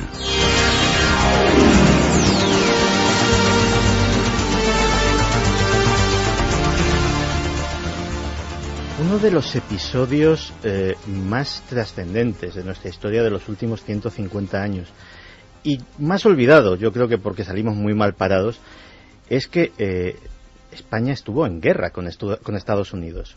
Una guerra que fue determinante para que perdiéramos el último vestigio de lo que había sido el gran imperio colonial español, Cuba. El origen de ello fue un incidente que, lejos de estar aclarado, ha suscitado polémicas de todo tipo entre historiadores, militares y civiles, norteamericanos y españoles, en todo este tiempo. Curiosamente, hay una especie de hilo conductor entre todos los casus belli que han promovido las guerras de Estados Unidos, y es que todos tienen una semejanza bastante curiosa. Pearl Harbor, el 11S, el incidente del Golfo de Tonkin, que determinó la guerra de Vietnam, y el que vamos a tratar esta noche, la explosión del acorazado Maine.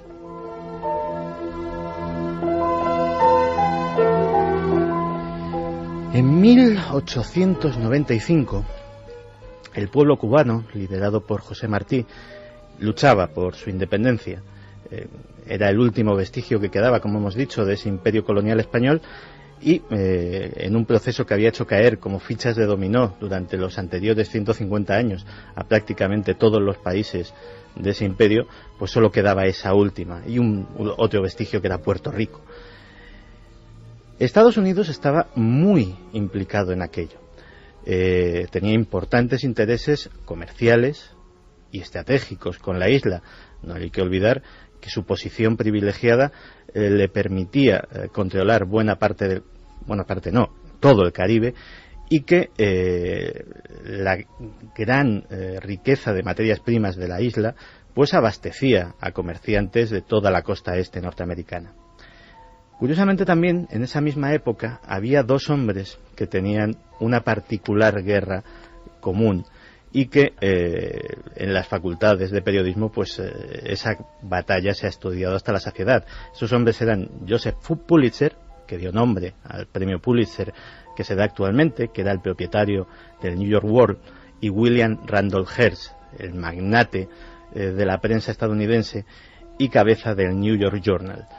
Estos dos periódicos intentaban mutuamente echarse a la cuneta el uno al otro, promoviendo historias a cual más sensacionalista, a cual más amarillista. De hecho, el término prensa amarilla nace en estos días, y ven en la guerra de la independencia de Cuba un filón de historias en las cuales enardecer a sus compatriotas. Se hablaba poco más o menos que de genocidio del pueblo cubano, de atrocidades sin cuento cometidas en los campos de concentración, algo que, de haber existido entonces, nos habría colocado de lleno en la famosa lista del eje del mal. Tanto es así que una serie de incidentes provocan que los Estados Unidos decidan enviar al puerto de La Habana un acorazado de segunda clase, muy obsoleto, un barco que podríamos denominar como prescindible actualmente, que era el acorazado Maine. William Randolph Hearst automáticamente manda, es una anécdota muy célebre, a uno de sus mejores fotógrafos para que tome testimonio gráfico y sea el primero en mandar fotografías de la guerra entre los Estados Unidos y España. Claro, el atribulado fotógrafo le dice: pero señor Hearst, no hay guerra. Y entonces dice una frase histórica que es: tú haz las fotos, que la guerra la pongo yo.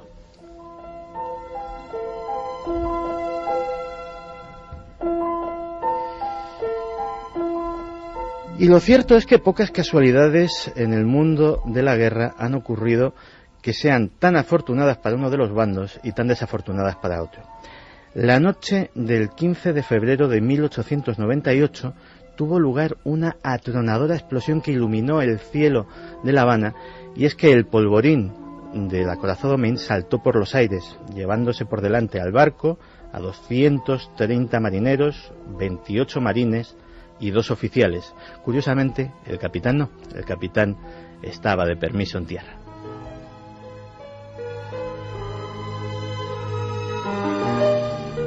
Hearst se agarra como un clavo ardiendo a este incidente y comienza a publicar que terroristas españoles han colocado una mina submarina en el casco del Maine y la han hecho estallar. Recordad el Maine, publica a 4 columnas en una tipografía enorme, y la presión de la opinión pública es tan terrible que el presidente McKinley, que no tenía demasiadas ganas de enfrentarse bélicamente con nadie en aquel momento, no tiene más remedio que declarar la guerra al Reino de España.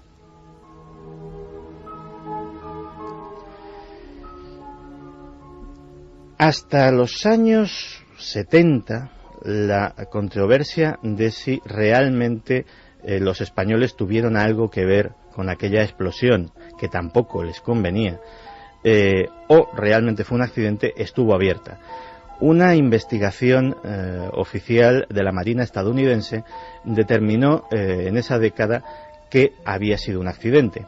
Lo único que quedaba eran los restos que estuvieron durante décadas varados en ese puerto, y un examen parece que determinó que la Santa Bárbara había explotado por causas desconocidas.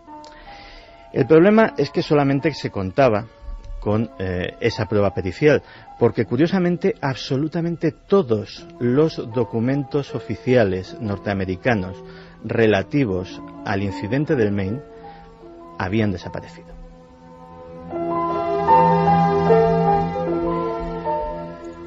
Así que las hipótesis de conspiración fueron continuas y el número de sospechosos mucho más amplio del que creemos. El primer sospechoso, curiosamente, era el gobierno español, pero el gobierno español no como un error de estrategia, queriendo pues cometer un acto terrorista contra ese barco que a fin de cuentas no tenía mayor importancia, sino porque lo que dicen las teorías conspiratorias es que el gobierno de Sagasta quería deshacerse literalmente de Cuba, que aquello estaba trayendo muchísimos problemas, pero claro, abandonar ante los rebeldes hubiese sido un baldón a la imagen de España, interior y exterior, absolutamente inasumible. ¿Qué se podía hacer? Provocar una guerra con un enemigo poderoso, que se supiera que iba a ganar esa guerra, y por lo tanto la honra estaba completamente asegurada.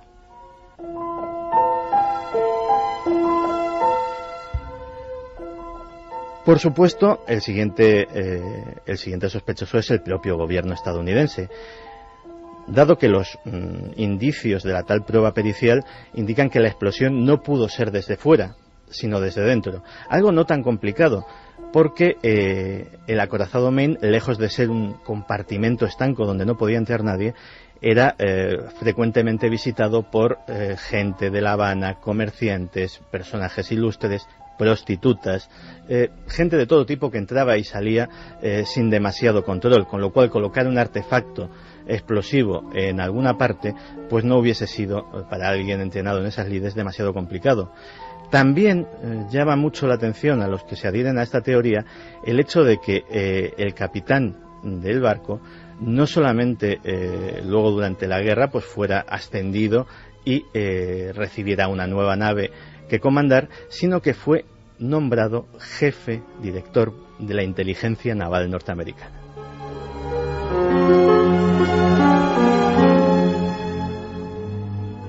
También se ha hablado de grupos que los había pro-españoles incontrolados que podían haber cometido lo que estrictamente consideraríamos un atentado terrorista.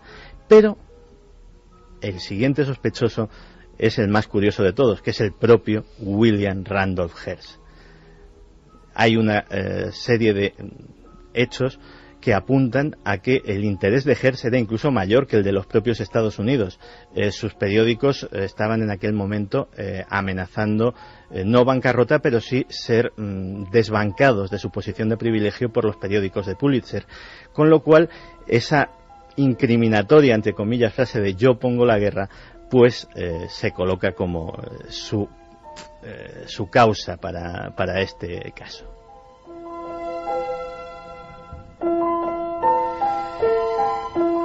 Y así se queda la cosa. Lo cierto es que nunca sabremos lo que sucedió, sobre todo por esa misteriosa desaparición de documentos.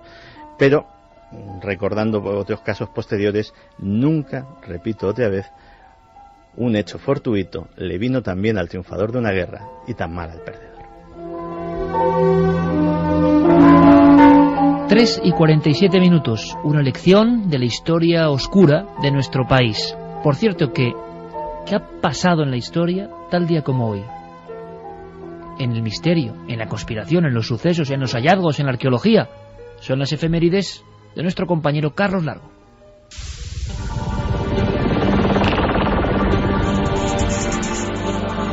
...21 de noviembre de 1939...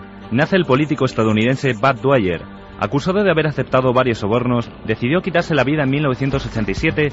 mientras realizaba una conferencia que estaba siendo televisada en vivo.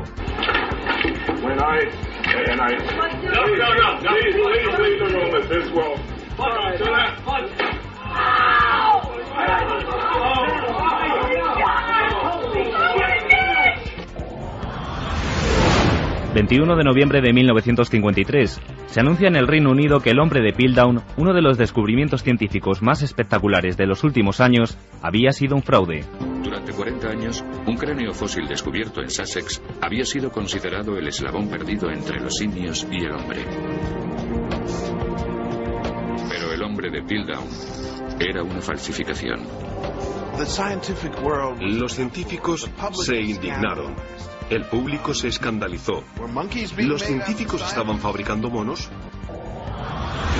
¿Os acordáis, Carmen? Hace ya 2 años que lo tratamos, un escándalo sin precedentes, y yo recuerdo además, no sé cómo acabará esa historia, pero que había alrededor de 600 millones de las antiguas pesetas destinados a un museo en Vitoria solo para las lascas de Ureña Velella, que resultaban al parecer más falsas que una moneda de 6 euros. Por desgracia, nada vinculado al ser humano, a la especie humana, está exento de corrupción, incluida la ciencia. Incluida la arqueología, sí señor. De la encuesta, que por supuesto sigue viva en ikerjimenez.com y que podéis seguir, por supuesto, actualizando. Hay algunas con miles y miles de votos, y es curioso porque eso en el futuro, compañeros, será pues un material de sondeo interesantísimo de qué pensabais vosotros en pleno siglo XXI. Por cierto, 2 cosas. En nada, creo que en 3 días, si no cambian las cosas o las tornas, sale ese CD de la música tan importante, ¿verdad?, de Milenio 3 y de Cuarto Milenio, la música de la nave del misterio, con algunas joyas que nosotros fuimos escuchando ya en coche, ¿verdad, Javier? Camino a Quintana Ortuño, y que yo creo que son emocionantes, por lo menos para quienes vivimos intensamente el misterio. 2 cosas. Gracias a los amigos de iVoox, que se ha ido convirtiendo con el paso del tiempo en una plataforma impresionante de distribución de audio en castellano, y que me comunicaban, me informaban. Este dato es, en fin, es como, bueno, pues un dato, simplemente, pero que nuestra franja de emisiones de radio, porque hay diferentes departamentos, como en todo, como tiene iTunes, pero en iVoox, del puesto 1 al 121, eran emisiones de Milenio 3, las más descargadas, del puesto 1 al 121, en el fragmento destinado a los programas radiofónicos, en fin, no sé, me parece bastante impresionante, y le agradecemos muchísimo a toda esa gente que está ahí. Guillermo León, que distribuye también a través de ikerjimenez.com pues los programas en iVoox. Gracias también al apoyo que hay en iTunes, porque hay que decirlo, este programa se está convirtiendo en un fenómeno en Internet, siempre lo ha sido, es la realidad, pero ahora ya los datos que tenemos mensualmente nos sobrepasan, amigos. Podemos hablar de el verano aquí, datos frescos, de casi doblar el nivel de descargas, que ya hablamos de muchos cientos de miles de descargas, muchos cientos de miles, aproximándose al 1.000.000 de descargas, que nos parece algo asombroso, nunca soñado, y sobre todo por amigos de América. Gracias, amigos. Los últimos datos podemos darlos de plataformas de descarga próximos a las 800-900.000 descargas de Milenio 3 cada mes. Yo creo que es espectacular. También es espectacular lo que está pasando con tu blog, el blog de Carmen. Es increíble lo que está ocurriendo. Yo no sé, o está todo el mundo en Internet o algo ocurre, porque es increíble lo que está pasando. Por ver otras cosas que hago. Pues vamos con los últimos mensajes. Vamos con los ganadores, si quieres, y que el primero de Historia de la Brujería en España, publicado por Espasa y escrito por Josep Pérez. El primero de ellos es para José de Madrid, que nos decía: ¿sabéis lo que os digo? Hay que reivindicar a Charles Fort. El tiempo le está dando la razón en muchas cosas. Otro es para Lorena Cubero, que nos decía: hola, desde siempre me ha contado mi abuela que en su pueblo de Cuenca había brujas que se reunían en el osario de al lado del cementerio para robar tuétanos de los fallecidos recientes, y que rechinaban los dientes cuando veían que se aproximaba gente a donde ellas estaban para que huyeran. También se daban casos de teletransportación. Hará unos 80 años de eso. ¿Habrá que ir a ese pueblo de Cuenca? Sin duda. Cuenca mágica siempre. Y el último es para María Asunción, que nos decía: en Galicia desde siempre han existido las meigas, y aún hoy en día, si eres de alguna de las aldeas, sabes a qué mujer acudir para pedir una hierba que cure tus males. Vamos a hacer una cosa, hablando y dedicándonos tanto a lo de Internet. Fíjate, cuando se ha mencionado ahora Charles Fort, estaba pensando que había que hacer un saltoral del misterio.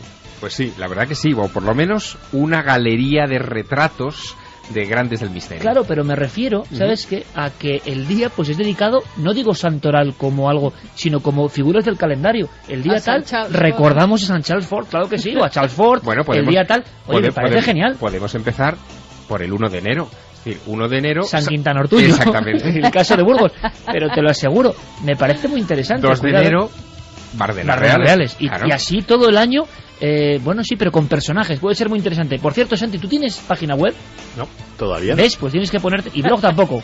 No, que vaya. Ay, ¿no? amigo. No, Santi está siempre espiando ahí en la sombra, como debe ser. Javier, para luego javiersierra.com. Mira, es que esto es bueno hacerlo con todo lo que está ocurriendo. Tu web, Javi, es javiersierra.com. Que está en proceso de transformación dentro de en el limbo. Poco tiempo. No. Está en marcha, evidentemente, pero va a haber una javiersierra.2 en breve. Habrá Javier Sierra 2.0 sería, ¿no? Sí, habrá Oye, sorpresas. has traído las galeradas de... Sí, las galeradas de El Ángel Perdido. Ya hablaremos. IkerJiménez.com es nuestra web oficial, vamos a decirlo así.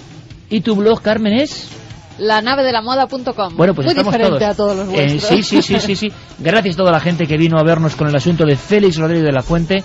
Gracias por mantener el espíritu vivo de esta persona. Y yo creo que esa idea es buena, hacer una especie de, no sé si agenda, sí, santoral, por eso, un día dedicado a la memoria, calendario. Sí, pero de personajes importantes del misterio y de la ciencia y de la investigación, de los viajes.